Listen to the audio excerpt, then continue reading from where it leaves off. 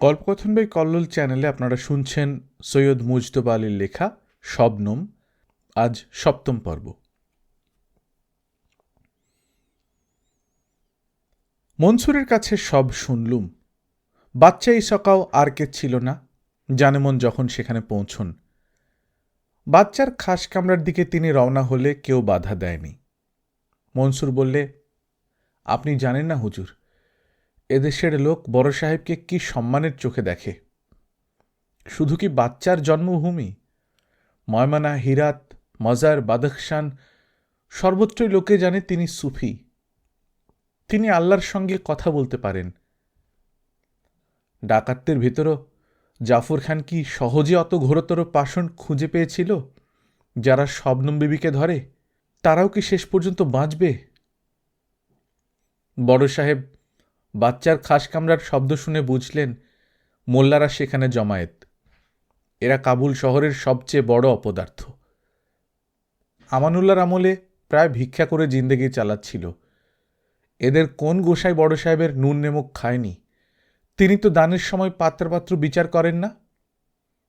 বড় সাহেব সেখানে দাঁড়িয়ে বাচ্চাকে অভিসম্পাত করতে লাগলেন।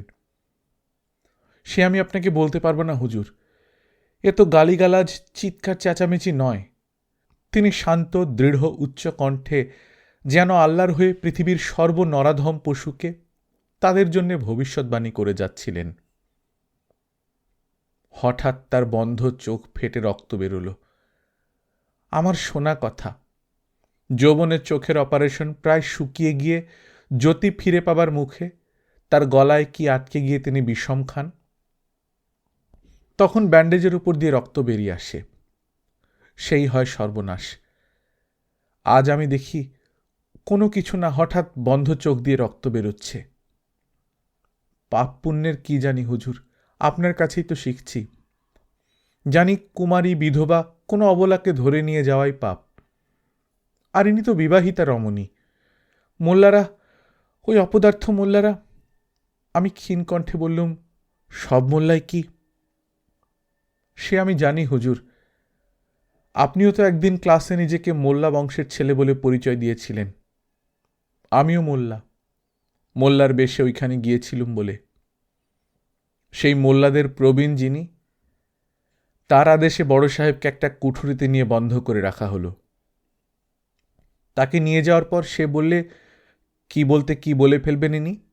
হাজার হোক নূতন বাচ্চাকে চটিয়ে লাভ কি? হয়তো এরা সত্যি আমাদের সাহায্য করতে চেয়েছিল। ফর্সা লোকও ভয়ে পাংশু হয়, নির্লজ্জও লজ্জা পায়। সেসব কথা থাক।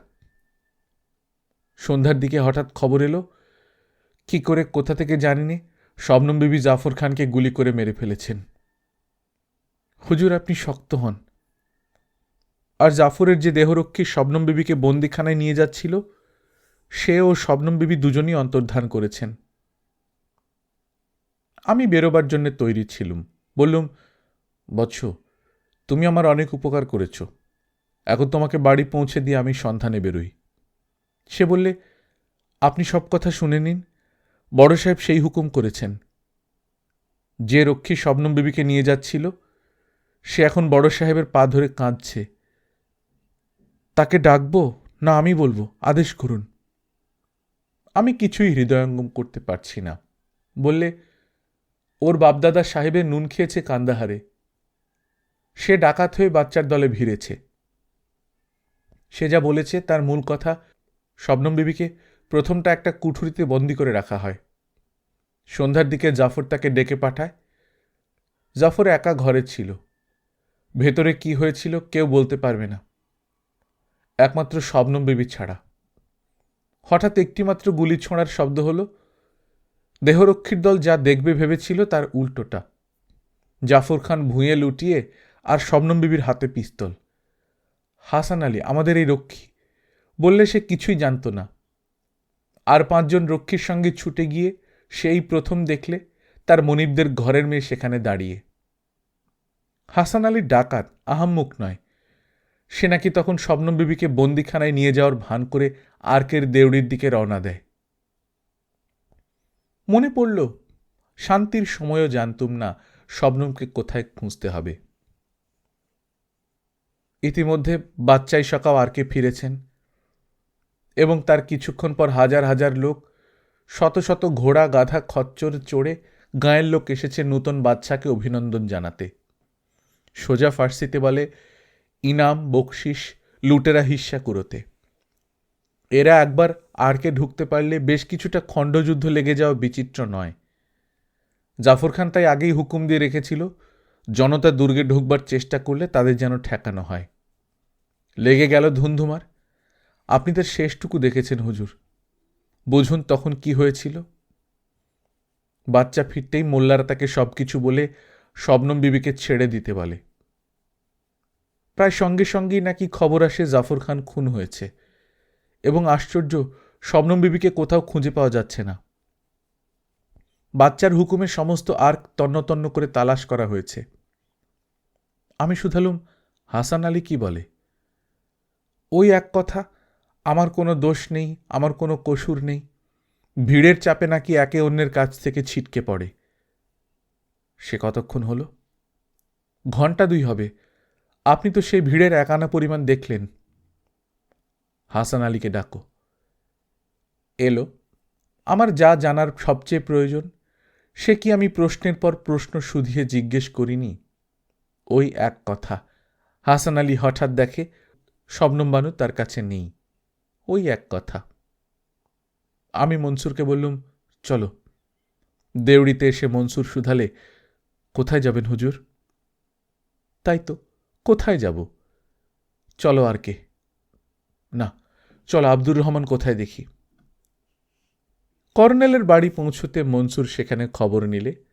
যখন ফিরলে তার মুখ দেখেই আমি বুঝতে পারলুম কোনো খবর নেই।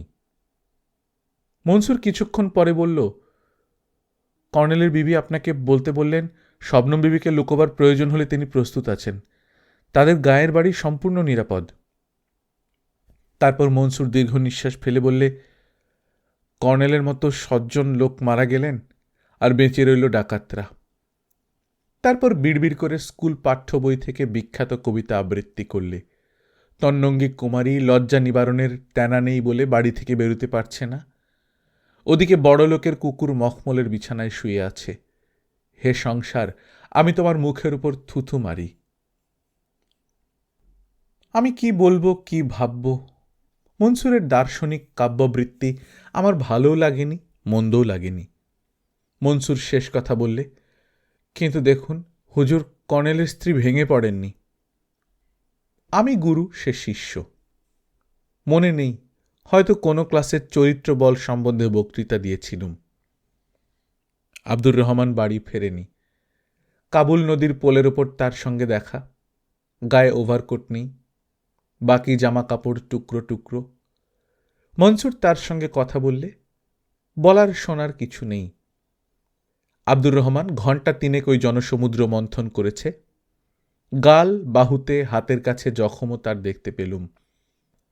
কোনো গতিকে পা টেনে টেনে চলে আসছিল, কিছুতেই বাড়ি যেতে রাজি হল না। আর্কের সামনে 2টি-1টি লোক, সেখানে মার্শাল ল। 5 জনের বেশি একত্র দেখলে শান্ত্রীদের গুলি চালানোর হুকুম। জায়গাটা এখন প্রায় ফাঁকা। আব্দুর রহমান মনসুরকে বললে, হুজুরকে বলুন, এই জায়গায় সব তন্ন তন্ন করে দেখেছি, এই পেয়েছি। তাকিয়ে দেখি আমার পাঞ্জাবির, আমারই হবে, এক পাশের ছেঁড়া কাপড়ের সঙ্গে একটি পকেট। এদেশে এরকম সাইড পকেটওয়ালা পাঞ্জাবি হয় না। এটা শবনম আমার কাছ থেকে নমুনা হিসেবে নিয়ে গিয়েছিল। একদিন ওইটে আমার ঘরে পড়েছিল। এইটে পরেই কি সে আর কে এসেছিল? দয়াময়, দয়া করো। অনেকক্ষণ পর মনসুর মৃদুস্বরে ফের শুধালে, কোথায় যাবেন হুজুর? তোমার বাড়ি। ভারী খুশি হয়ে বললে, তাই চলুন হুজুর। আমি তাকে খুশি করার জন্য প্রস্তাবটি করিনি, তার থেকে নিষ্কৃতি পাবার জন্যে। নেমক হারামি? হ্যাঁ, কিন্তু আমি একা, একবার নিজের সঙ্গে একা হতে চাই। আব্দুর রহমানকে নিয়েও বিপদ। শেষটা যখন বললুম কর্নেলের ছেলেকে বসিয়ে রাখার হক আমাদের নেই, তার মা ওদিকে হয়তো ব্যাকুল হচ্ছেন, তখন সে রাজি হল। বাড়িতে ঢোকবার সময় হঠাৎ তার মুখে হাসি ফুটল। কেন? হায় রে, যদি বিবি সাহেবা ওই বাড়িতে ওঠেন। মনসুর আমাকে খাওয়াবার চেষ্টা করেছিল, বলেছিল সে জানে আমি সমস্ত দিন কিছু খাইনি। আগের রাত্রে কতখানি খেয়েছিলুম সে পাশে বসে দেখেছে। সে তো বরের খাওয়া। তার প্রত্যেকটি কথা আমার বুকে বিঁধছিল। কেন সে কাল রাত্রের কথা আমাকে স্মরণ করায়? আমি বললুম, বাবা, এখন কিছু খেতে গেলে বমি হবে। কোথায় যাই, কোথায় সন্ধান করি, কোথায় গেল সে? একটা মানুষ কি করে হঠাৎ অদৃশ্য হতে পারে? কেন দেখা দিচ্ছে না? জাফরকে খুন করল কাদের ভয়ে? খবর পাঠাচ্ছে না কেন? আমাকে জড়াতে চায় না বলে? কিংবা না না, আমি অমঙ্গল চিন্তা করব না। এই দুপুর রাত্রে কার কাছে গিয়ে আমি সন্ধান নিই? কড়া নাড়লে তো কেউ দরজা খুলবে না। নিশ্চয়ই ডাকাত, বাচ্চার ডাকাত। গৃহস্থ গুলি ছুঁড়তে পারে। তা ছুঁড়ুক। মাত্র একটি প্রাণীর কথা মনে পড়ল। শবনম বিয়ের রাতে বলেছিল, না পরে, আমার যে সব গুলিয়ে যাচ্ছে, যে তার সখীদের সে ভুলে গিয়েছে। তখন একজনের নামও করেছিল, সেই তাহলে তার সবচেয়ে প্রিয় সখী। বাড়িটা আবছা আবছা চিনি স্বামীর নাম থেকে। তখন শুনেছিলুম কান না দিয়ে। সেখানেই যাই, আর্কের অতি কাছে। হ্যাঁ হ্যাঁ, আশ্রয় নিতে হলে তো সেই সবচেয়ে কাছে। আর্কের কাছে এসেছি। ক্লান্তিতে পা দুখানা অবশ হয়ে এসেছে। না শীতে। হঠাৎ মনে হল শবনম যদি ইতিমধ্যে বাড়ি ফিরে থাকে। হে খোদা, পাগলের মতো ছুটলুম বাড়ির দিকে। বাড়ি থেকে আবার বেরিয়েছি। কেউ ছাড়তে চায়নি। জানেমান শুধু বলেছিলেন, বেফায়দা বেফায়দা, কিন্তু ঠেকাবার চেষ্টা করেননি। বাঁচালে। চাঁদ মেঘে ঢাকা পড়েছে। রাত কটা হল? ঘড়িতে দম দেওয়া হয়নি। চাঁদটা কাল রাতের কথা বড্ড বেশি স্মরণ করিয়ে দেয়, যেন আমার আপন মন নিজেকে স্মরণ করিয়ে দিতে কিছু কসুর করছে। কাবুলে দিন দুপুরেও অপরিচিত জনকে কেউ কোনো বাড়ি বাতলে দেয় না। কে জানে তুমি কে? হয়তো রাজার গুপ্তচর, তার বিপদ ঘটাতে এসেছ। বন্ধুজন যদি হবে তবে তো বাড়ি তোমার চেনা থাকার কথা। এই রাজা আবার ডাকু। বেধড়ক লুটপাট হচ্ছে। তার উপর রাত দুপুর, 3টেও হতে পারে। তবু বাড়ি খুঁজে পেয়েছিলুম। দরজাও খুলেছিল। শবনমের নববর গভীর রাতে নিজের থেকে এসেছে, যার সঙ্গে কোনো চেনাশোনা নেই। আনন্দোল্লাস হওয়া স্বাভাবিক, কিন্তু এরা আর সব খবর ইতিমধ্যেই পেয়ে গিয়েছে। শোকে আনন্দে মিশিয়ে তারা আমাকে যা অভ্যর্থনা জানিয়েছিল, সেরকম ধারা অপরিচিতের বাড়িতে কেউ কখনো পায় আমি কল্পনাই করতে পারিনি। মুরব্বীরা কেমন যেন অপরাধীর মতো ম্লান হাসি হেসে আমাদের একা রেখে চলে গেলেন। সখীর স্বামী বয়সে কম হলেও বিচক্ষণ লোক। আমাকে সখী গুলবদন বানুর কাছে বসিয়ে কি একটা ওছিলা করে উঠে গেলেন। সম্পূর্ণ অপরিচিত আমি, শাস্ত্রে নিশ্চয়ই বারণ। তবু সে আমাকে একা পাওয়া মাত্রই আমার হাত দুখানা নিজের হাতে তুলে চোখ ঠেকিয়ে ভিজিয়ে দিয়েছিল। আমাদের নিয়ে সে কত সুখ স্বপ্ন দেখেছিল, সে কথা বলতে বলতে বারবার তার গলা বন্ধ হয়ে যাচ্ছিল। আর কখনো বা হাউ হাউ করে কেঁদে উঠছিল। কোথায় যেতে পারে? তাকে কে স্থান না দেবে? কিন্তু আমার বাড়িতে না এসে অন্য কার বাড়িতে যাবে? আমার শ্বশুর তার জ্যাঠার বিশেষ বন্ধু। হঠাৎ তার খেয়াল কি গেল জানি না, বলে উঠল, তাই হয়তো হবে। তাই, যেন আপন মনে চিন্তা করছে। আমি কোনো কথায় বাধা দিইনি। পাছে সামান্যতম দিক নির্দেশ তারই ফলে কাটা পড়ে যায় এবং পরে আর সেটা স্মরণে না আসে। বললে, তাই বোধহয় সে তার অতি অল্প চেনা কোনো লোকের বাড়িতে গিয়েছে। একসঙ্গে দুজনাতে বলে উঠলুম, তাহলে খোঁজ নেব কোথায়? গুলবদন বানুর শোক, দুশ্চিন্তা, উদ্বেগের গভীরতা আমার ভাগ্য নিপীড়নের কাছে এসে দাঁড়ালো যেন একাত্ম দেহ সখার মতো। এ তো সান্ত্বনা নয়, প্রবোধবাণী নয়, এ যেন আমার হয়ে আরেকজন আমার সমস্ত দুর্ভাবনা আপন কাঁধে তুলে নিয়ে দূর দূরান্তে তাকিয়ে দেখছে কোথায় গিয়ে সে ভার নামানো যায়। কিন্তু খবর পাঠাচ্ছে না কেন? ধরা পড়ার ভয়ে, সুযোগ পায়নি বলে? কেউ তাকে আটকে রেখে সুযোগ দিচ্ছে না বলে? আপন মনে গুলবদন বানু কথা বলে যাচ্ছে, আর মাঝে মাঝে আমার হাত দুখানা আপন হাতে তুলে নিচ্ছে। এই আমাদের প্রথম দর্শন, আর শবনম কাছে নেই। এবার সে কেঁদে ফেলল। তার স্বামী আপন হাতে খুঞ্চাই করে রুটি গোস্ত নিয়ে এসেছেন। চাকরের মতো হাত ধোবার জামবাটি ধারা যন্ত্র নিয়ে এলেন। তারপর স্ত্রীর দিকে তাকিয়ে বললেন, তুমি ওকে শান্ত করবে না, তুমিই ভেঙে পড়ছ। অতি শান্ত কণ্ঠে, কোনো অনুযোগ না করে আমি বললুম, আমার বমি হয়ে যাবে।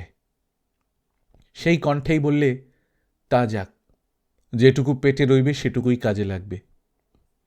পাশে বসে বাঁ হাত দিয়ে পিঠে হাত বুলোতে বুলোতে ডান হাত দিয়ে খাবার মুখে তুলে দিয়েছিলেন। গুলবদন সামনে এসে হাঁটু গেড়ে খাড়া গোড়ালির ওপর বসে সামনের তোয়ালে ধরে দাসীর মতো সেবার অপেক্ষা করছিল। এরা বড় লোক, সেবা করার সুযোগ পেলে এরা জন্মদাসকে হার মানায়। আমি বললুম, এবার উঠি, আমার সব শোনা হয়ে গিয়েছে। ইতিমধ্যে গুলবদন বানু জানুর উপর কাগজ রেখে পরিষ্কার গোটা গোটা অক্ষরে শবনমের সম্ভব অসম্ভব সব পরিচিতদের ফিরিস্তি তৈরি করেছেন। স্বামী মাঝে মাঝে তাকে সাহায্য করলেন। গুলবদন বারবার আমাকে বললে, তোমাকে কিছু করতে হবে না, এসব জায়গায় আমার শহর, আমার স্বামী যাবেন। তার স্বামী স্বল্পভাষী, বললেন, এ বাড়িতে আমার কোনো কাজ নেই, আমি ছোট ছেলে, আপনাকে কথা দিচ্ছি আমার কোনো ত্রুটি হবে না। আমানুল্লাহর পরিত্যক্ত যেসব সত্যকার ভালো গোয়েন্দা ছিল তারাই আমাকে সাহায্য করবে। কিন্তু কঠিন কাজ। আমি শবনম বিবিকে চিনি।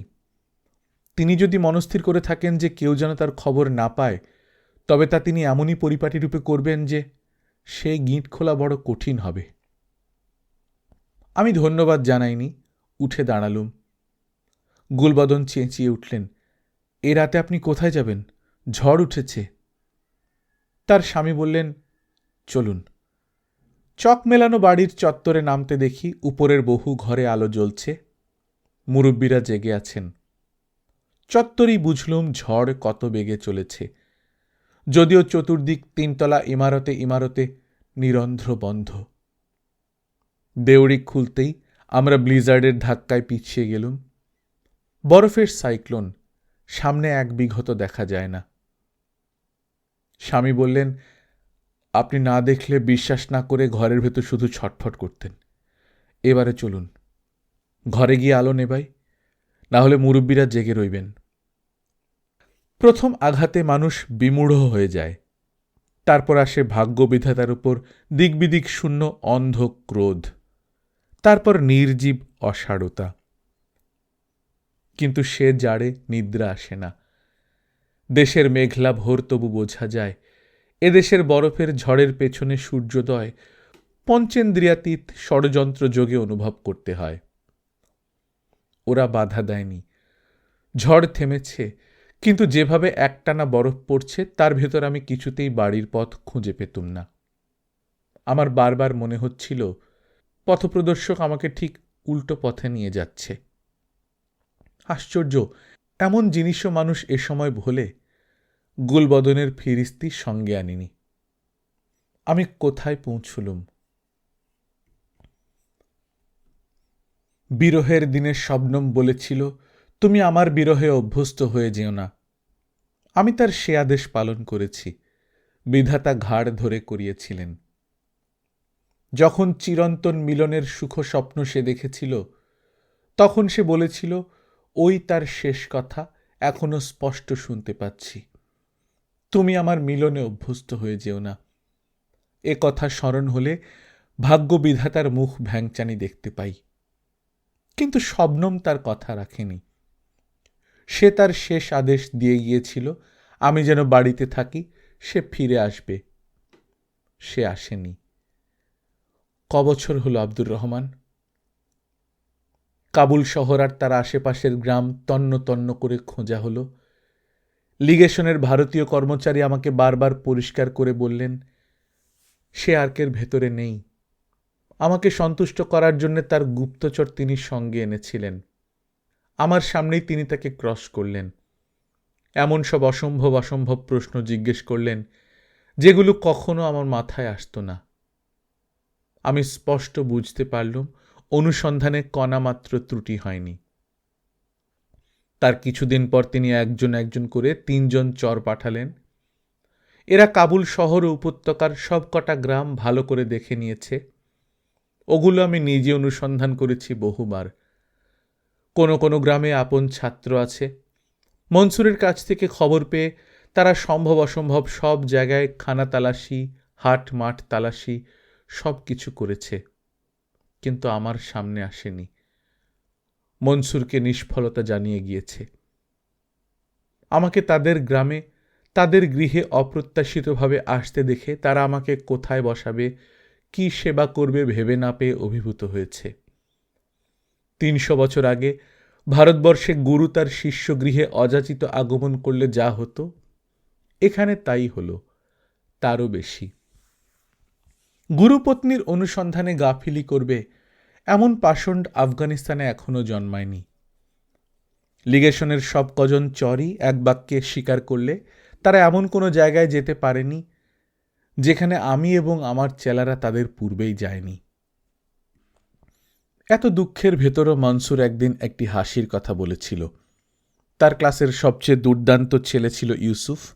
মনসুর বললে, এই কাবুল উপত্যকার প্রথম চেরি, প্রথম নাশপাতি, তা সে যেখানেই পাকুক না কেন, খায় ইউসুফ। শবনম বিবি ইউসুফের আড়ালে বেশি দিন থাকতে পারবেন না। এই শহরের সব দুঁদে ছেলেদের সর্দার সেই, ওদের নিয়ে সে লেগেছে। কোন বাড়িতে কে বিবিকে লুকিয়ে রাখতে পারবে আর কদিন? আমি শুধালুম, আর সবাই আমাকে দেখতে এলো, সে এলো না? সে বলেছে খবর না নিয়ে আপনার সঙ্গে দেখা করবে না। আমি যে অবস্থায়, তখন আমার কাছে সম্ভব অসম্ভব কোনো পার্থক্য নেই। তবু জানি উপত্যকার বাইরে এখন কেউ যেতে পারে না, এবং বাইরের লোক আসতে পারছে না বলেই খাওয়া দাওয়ার অভাবে গরিব দুঃখীদের ভেতর দুর্ভিক্ষ লেগে গিয়েছে। সিগারেট তো কবে শেষ হয়েছে ঠিক নেই। চালান আসে হিন্দুস্তান থেকে। এ বাড়িতে ও বাড়িতে তামাকের জন্য হাত পাতাপাতি পর্যন্ত বন্ধ হয়ে গিয়েছে। কাবুলের পূর্ব দিকের গিরিপথ বরফে সম্পূর্ণ বন্ধ।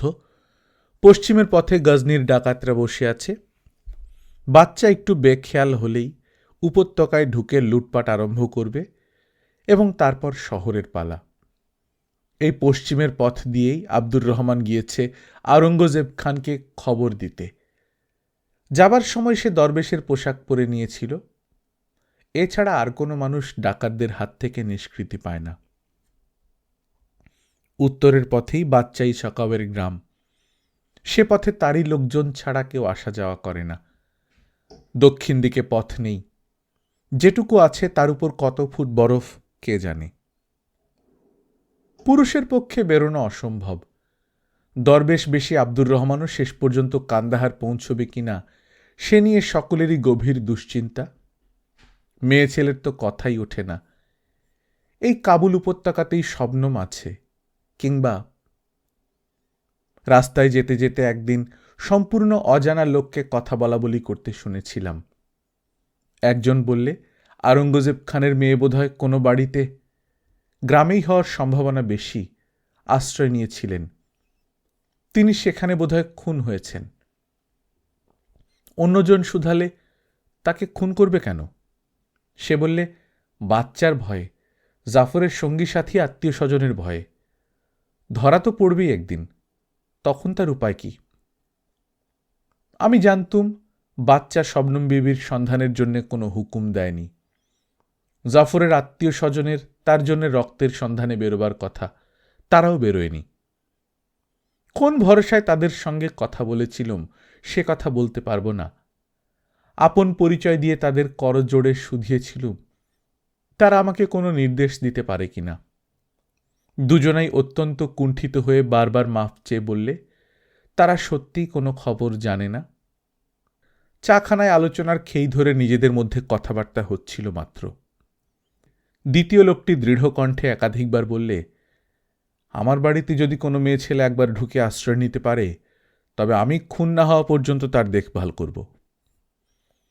কোনো খবরের সন্ধানে মানুষ এদেশে যায় সরাইয়ে কিংবা বড় বাজারে। বাজার বন্ধ, সরাইয়ে নূতন লোক 3 মাস ধরে আসেনি।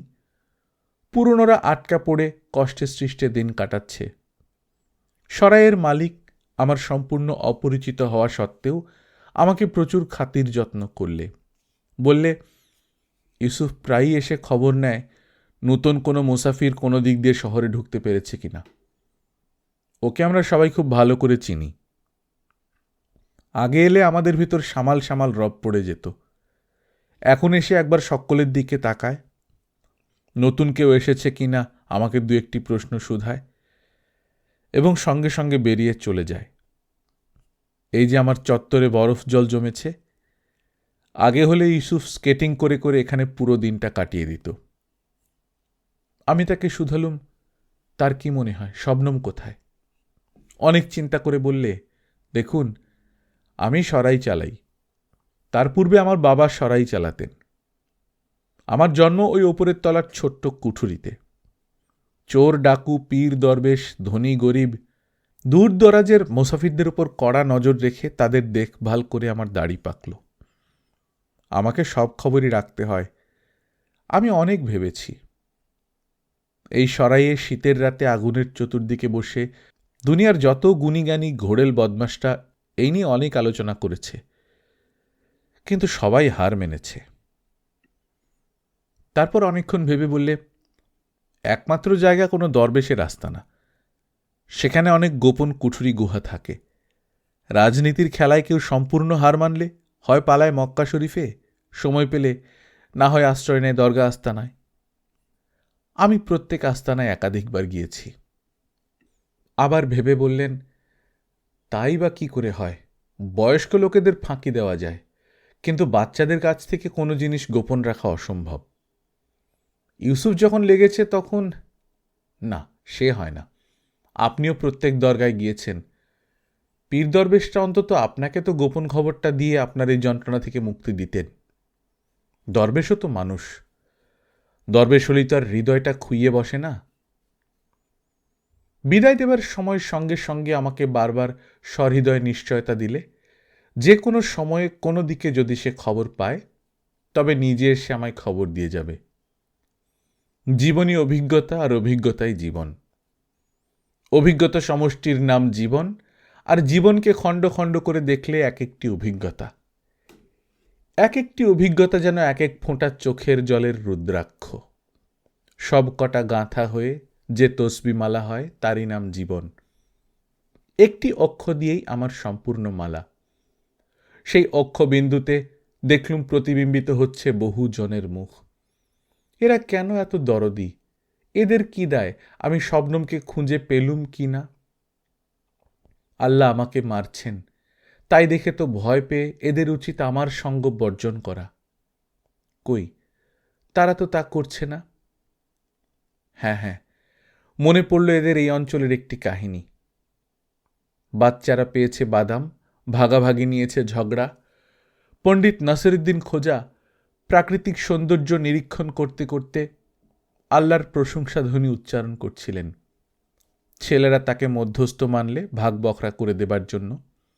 তিনি হেসে শুধালেন, আল্লাহ যেভাবে ভাগ করে দেয় সেইভাবে, না মানুষের মতো ভাগ করে দেব? বাচ্চারাও কিংবা বাচ্চারাই বলবো আল্লাহর গুণ মানে বেশি, সমস্বরে বলল, আল্লাহর মতো। খোঁজা কাউকে দিলেন 5টা, কাউকে 2টো, কাউকে 1টাও না। বাচ্চারা অবাক হয়ে শুধালে, একে কি ভাগ করা বলে? খোঁজা গম্ভীর হয়ে বললেন, চতুর্দিকে তাকিয়ে দেখো, আল্লাহ মানুষকে কোনো কিছু সমান সমান দিয়েছেন? সেরকম সমান ভাগাভাগি শুধু মানুষই করে। তাই বুঝি করুণাময় আমার প্রতি অকরুণ হয়েছেন দেখে মানুষ সেটা সহানুভূতি দিয়ে পুষিয়ে দিতে চায়। তাই বুঝি তিনি যখন বিধবার একমাত্র শিশুকে কেড়ে নেন, তখন স্বপ্নদেবী তাকে বারবার মা জননীর কোলে তুলে দেন। তাই বুঝি সৃষ্টিকর্তা তার সৃষ্টিতে বারবার অসম্পূর্ণতা রেখে দেন, মানুষ যাতে করে সেটাকে পরিপূর্ণ করে তুলতে পারে। কিন্তু আমার গুরু, আমার একমাত্র সাহেব মোহাম্মদ সাহেব যে বারবার বলেছেন তিনি আল্লাহর পরিপূর্ণতা প্রতি মুহূর্তে অনুভব করেন, শঙ্কর যে বলেন তিনিই পরিপূর্ণ সত্য, অন্য সব মিথ্যা, তার কি? আমার এই দুঃসহ বিরহ ভার আর অসহ নিশ্চয়তা? মিথ্যা, মানলুম। কিন্তু এই যে এতগুলো লোকের অন্তরের দরদ, তাদের কথায় ভাষায়, তাদের চোখের জলে টলটল করছে, মিথ্যা, মানিনে। আল্লাহ যদি তাঁর পরিপূর্ণতা কোনো জায়গায় প্রকাশ করে থাকেন তবে সেটা দরদী হৃদয়ে। সৃষ্টির সঙ্গীকার সেই প্রাচীন কথা আজকে আমাকে নূতন করে বলতে হবে? বরঞ্চ আল্লাহর মসজিদ ভেঙে ফেলো, কিন্তু মানুষের হৃদয় ভেঙো না। সঙ্গে সঙ্গে মনে পড়ল বাসর রাতে লাইলি মজনু কাহিনী শেষ করেছিল শবনম ওই কথা বলে, পরমেশ্বর এই সংসারে সব প্রকাশ হয়েছেন একটি মাত্র রূপে, সে প্রেম স্বরূপ। আচ্ছন্নের মতো বাড়ি ফিরেছিলুম। জানেমনের ঘরে শবনমের সখী, তিনি বললেন, সেই ভালো, ওকে নিয়ে যাও সুফি সাহেবের কাছে। পাগলকে মানুষ নিয়ে যায় সাধু সন্তের কাছে, আমি কি পাগল হয়ে গিয়েছি? সখী বর সঙ্গে চললেন। সখী অনুযোগের সুরে বললে, কোথায় না তুমি জ্যোতিহীন বৃদ্ধ চাচা শ্বশুরের সেবা করবে, না তিনি তোমার চিন্তায় ব্যাকুল? স্বামী বললে, থাক না এসব কথা। এই প্রথম একটি লোক পেলুম যিনি আমাদের কথা কিছুই জানেন না। সব কথা শুনে আমার দিকে তাকিয়ে বললেন, বাচ্চা, তোমার চাচা শ্বশুর জানেন না এমন কি কথা আমার আছে যা আমি তোমাকে বলবো? তিনি সংসারের থেকেও বৈরাগী, তিনি সুফ না পড়লেও সুফি। আমি অতিশয় বিনয়ের সঙ্গে বললুম, তিনি আমাকে কিছুই বলেননি। বললেন, তিনিই বা বলবেন কি, আমি বা বলবো কি? আমি যা কিছুই বলি না কেন, তুমি তো সেটা বোঝবার চেষ্টা করবে তোমার মন দিয়ে। সেই মন কি তুমি তাকে চেনো? এ যেন একটা কাঠি দিয়ে কাপড় মেপে দেখলে 12 কাঠি হল। যদি সেই কাঠিটা কতখানি লম্বা সেটা তোমার জানা না থাকে, তবে কাপড় মেপে 12 বার না 22 বার জেনে লাভ হল না। নিজের মন হচ্ছে মাপকাঠি, সেই মনকে প্রথমে চিনতে শেখো। সখী বললে, সে মন চেনা যায় কি প্রকারে? সুফি সাহেব আমার দিকে তাকালেন, আমি মাথা নেড়ে সায় দিলুম। বললেন, মনকে শান্ত করতে হবে, বিক্ষুব্ধ জলরাশিতে বনানী প্রতিবিম্বিত হয় না। আমি শুধালুম, আরম্ভ করতে হবে কি করে?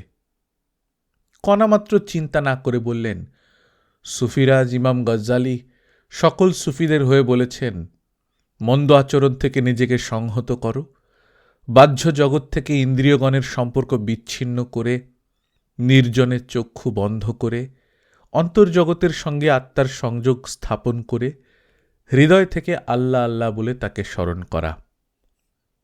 আমার দিকে তাকিয়ে মৃদু হাসি হেসে বললেন, বুঝেছি, তুমি এখন আল্লাহর উপর বিরূপ, তাতে কিচ্ছু আসে যায় না। মানুষের বিরূপ ভাব তার প্রেমকে ছাড়িয়ে যেতে পারে, এ তার দম্ভ। কিন্তু সে কথায় এই স্থলে অবান্তর।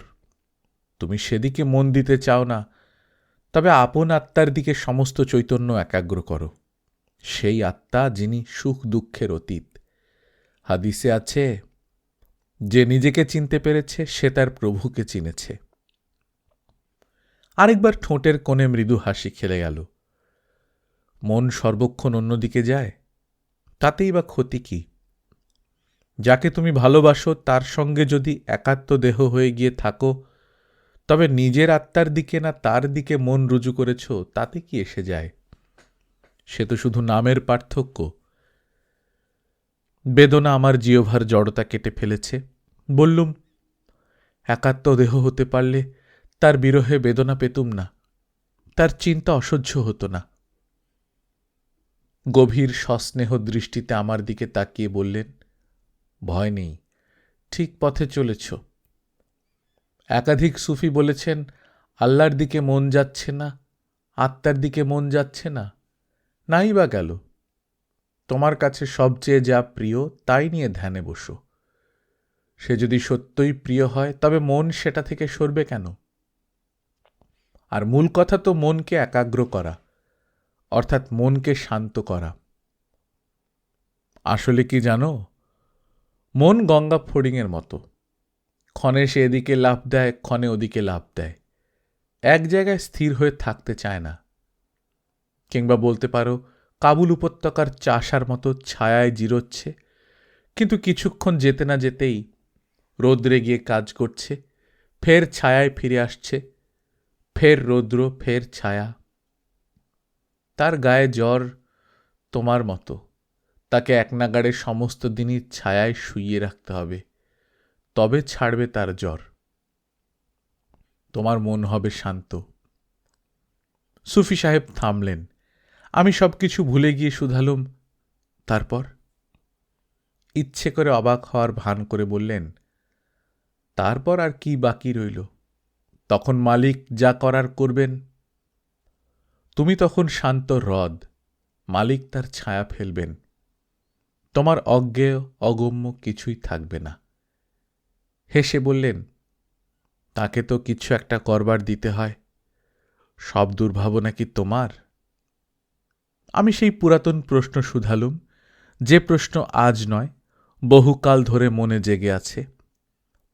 বিরাট বিশ্ব ব্রহ্মাণ্ডের কথা যখন চিন্তা করি, কল্পনাতীত অন্তহীন দূরত্বের পেছনে বিরাটতর অসংখ্য ব্রহ্মাণ্ডের সংবাদ যখন বৈজ্ঞানিকেরা দেয়, তখন ভাবি, আমি এই কীটের কীট, আমার জন্যে আর কে কতখানি ভাবতে যাবে? সুফি সাহেব বললেন, সেটা সম্পূর্ণ নির্ভর করছে তোমার উপর। এই যে কোটি বিশ্ব ব্রহ্মাণ্ডের কথা বললে, তুমি কল্পনা করো না কেন তিনি আরও কোটি কোটি ব্রহ্মাণ্ডের মালিক? তাহলেই তো তিনি সম্পূর্ণ একটা ব্রহ্মাণ্ড তোমার, একমাত্র তোমারই দেখাশোনার জন্য মোতায়েন করতে পারেন। তাহলেই দেখতে পাবে লক্ষ লক্ষ ফেরিস্তা দেবদূত তোমার দিকে অপলক দৃষ্টিতে তাকিয়ে আছেন। তোমার প্রতিটি নিঃশ্বাস প্রশ্বাসের হিসাব রাখছেন হাজার হাজার দেবদূত।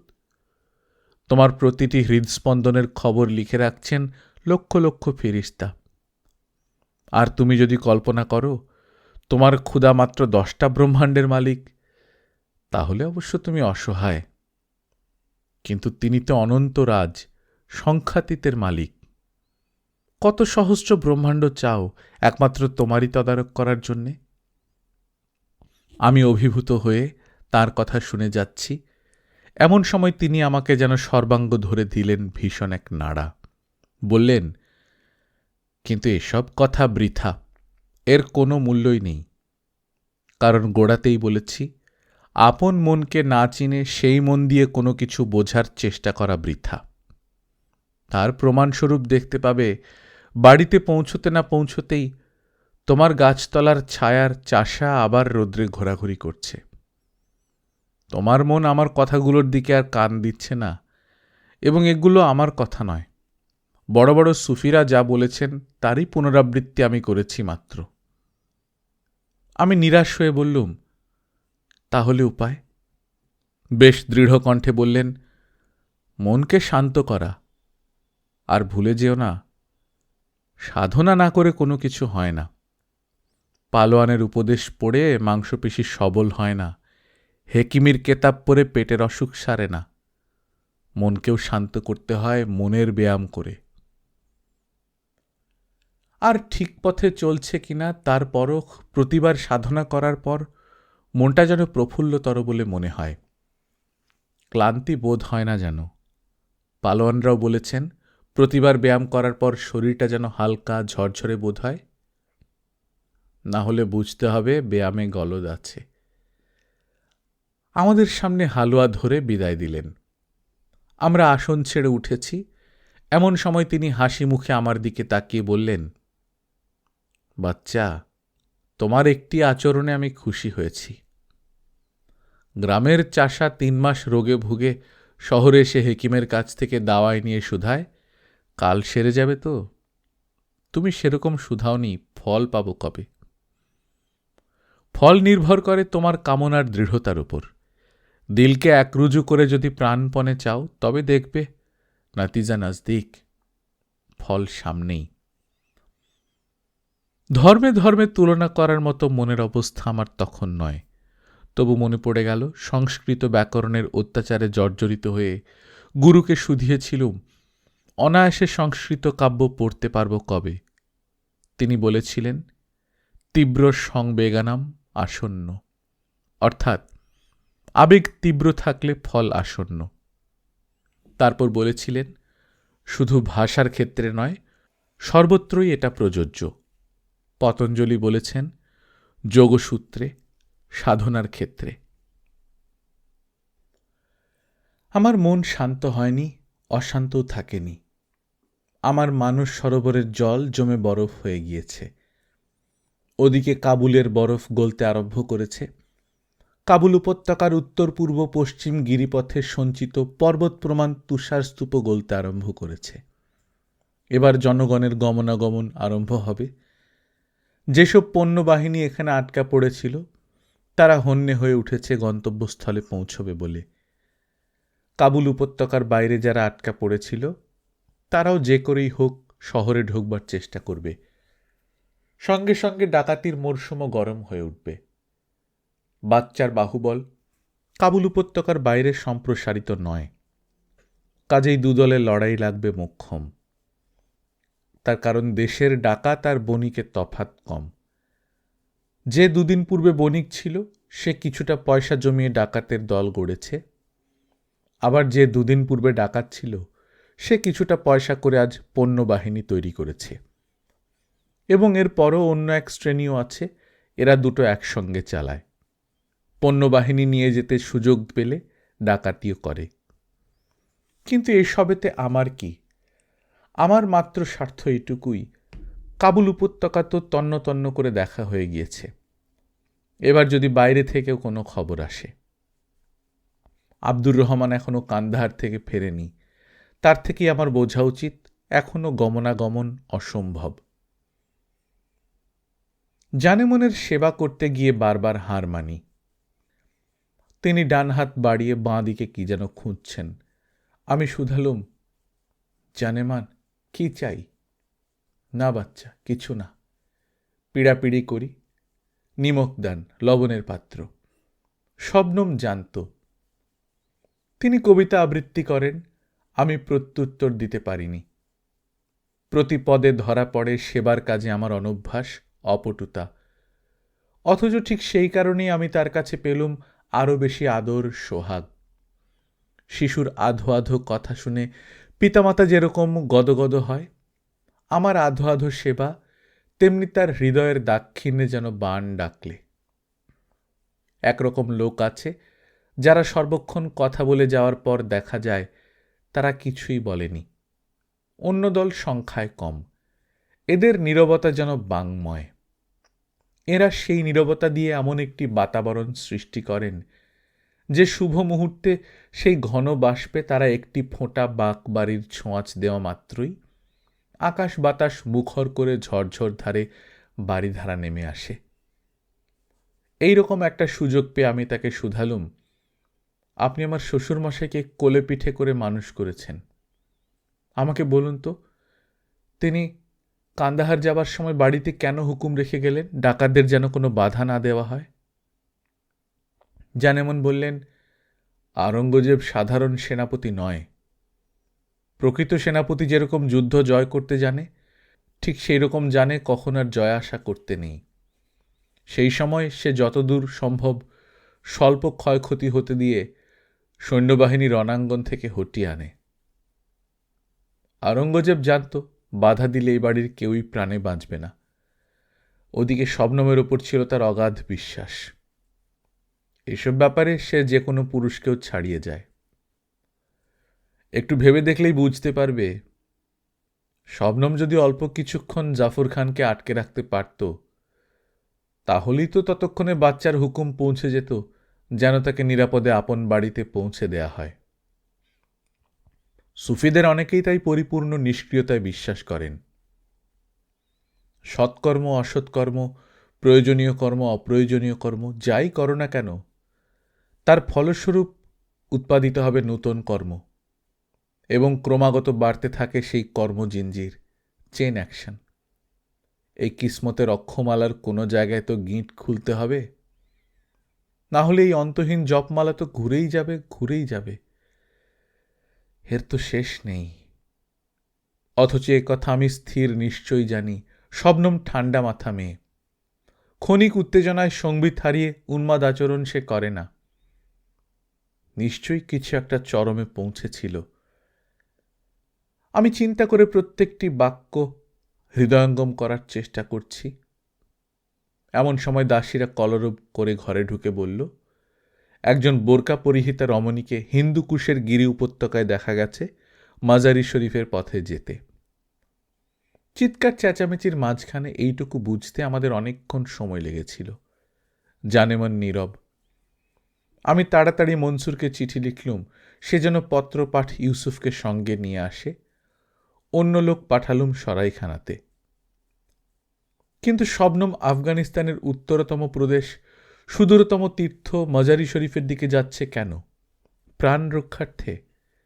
সে কি জানে না জাফর খানের খুনের জন্যে বাচ্চা তার খুন চায় না? ঘণ্টা দুয়েকের ভেতর মনসুর এলো। সহৃদয় সরাইয়ালাও স্বয়ং এসে উপস্থিত। ইউসুফ আসেনি, খবর পাঠিয়েছে। বহু বোরকা পরা রমণী বহু তীর্থে একা একা যায়। এ রমণী কিছুতেই শবনম বানু হতে পারে না। আরও বলেছে এরকম গুজব এখন ঘড়ি ঘড়ি বাজারে রটবে, আমি যেন ওসবেতে কান না দিই। মনসুর বললে, ইউসুফ তো আসবে না পাকা খবর না নিয়ে। আমি এই গুজবটা শুনতে পাই কাল, সঙ্গে সঙ্গে গেলুম সরাইয়ে। তারা খবর পেয়েছে আগের দিন। তারপর গেলুম ইউসুফের কাছে। সে বললে এসব পুরনো খবর, মিথ্যা, সে যাচাই করে দেখেছে। তারপর হুজুর আমাকে হিসেব করে দেখালে কাবুল গিরিপথের বরফ গলতে যে সময় লাগে তার আগে সেটা ছাড়িয়ে কেউ হিন্দুকুশ পৌঁছতে পারে না। ও মেয়ে হিন্দুকুশ অঞ্চল থেকেই বেরিয়েছে।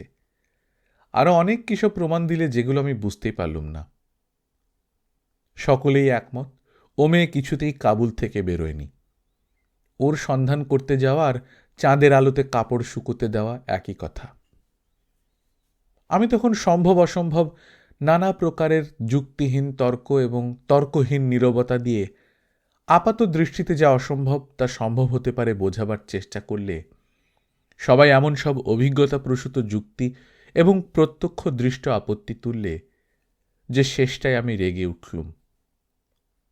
তখন সবাই একে অন্যের মুখ চাওয়াচাওয়ি করে চুপ করে গেল। আমি আমার আহাম্মকি বুঝতে পারলুম। এদের না চটিয়ে এদের কাছ থেকে আমার জেনে নেওয়া উচিত ছিল মাজারি শরীফ যাবার জন্য আমার কি প্রস্তুতির প্রয়োজন। এখন যখন শুধালুম, সবাই আশ কথা পাশ কথা বলতে বলতে বাড়ি চলে গেল। কান্দাহার থেকে শবনমের কোনো খবর না পেয়ে শেষটায় স্বপ্নে প্রত্যাদেশ ভিক্ষে করেছিলুম কান্দাহার যাব কিনা। আজ রাত্রে ঠিক তেমনি সমস্ত হৃদয় মন ঢেলে দিয়ে নামাজ পড়লুম মাঝরাত অবধি। বারবার কাতর রোদনে প্রভুকে বললুম, হে করুণাময়, আমাকে দয়া করো, আমাকে দয়া করো। সেবার প্রার্থনান্তে যেন তারই কোলে ঘুমিয়ে পড়েছিলুম। স্বপ্নে প্রত্যাদেশ পেয়েছিলুম কান্দাহার যেও না, আমার তখন সেটা মনোভূত হয়নি। তাই কি কারিম করুণাময় আমাকে শিক্ষা দিতে চাইছিলেন তার কাহির রুদ্ররূপে? সমস্ত রাত চোখে এক ফোঁটা নিদ্রা এলো না। সমস্ত দিন কাটল ওইভাবে। মাঝে মাঝে তন্দ্রা আসে, ঘুমে প্রত্যাদেশ পাবো আশা করে শুতে যাই, সঙ্গে সঙ্গে সর্বনিদ্রার অন্তর্ধান। 3 দিন পর যখন নির্জীব ক্লান্ত দেহে প্রত্যাদেশের শেষ আশা ছেড়ে দিলুম, সেদিন সুনিদ্রা হল। আশা ছাড়লে দেখি ভগবান সমঝে চলেন। গল্পকথন বাই কল্লোল চ্যানেলে আপনারা শুনছেন সৈয়দ মুজতবা আলীর লেখা শবনম, আজ 7ম পর্ব। আমরা নিয়মিত গল্প পাঠ করে শোনাচ্ছি। আপনারা যারা প্রথমবার মতো শুনছেন কাইন্ডলি সাবস্ক্রাইব করে নেবেন। গল্প পাঠ ভালো লাগলে বন্ধুদের সঙ্গে শেয়ার করবেন। নিজে ভালো থাকবেন, আশেপাশের লোকজনকে ভালো রাখবেন। টাটা।